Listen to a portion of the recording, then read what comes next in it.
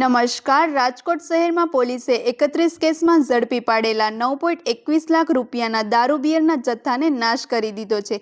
પોલીસના જણાવ્યા અનુસાર આ કાર્યવાહી શહેરમાં નશા તથા ગેરકાયદેસર વેચાણ પર પગલું ભરવાના હેતુથી કરવામાં આવી છે.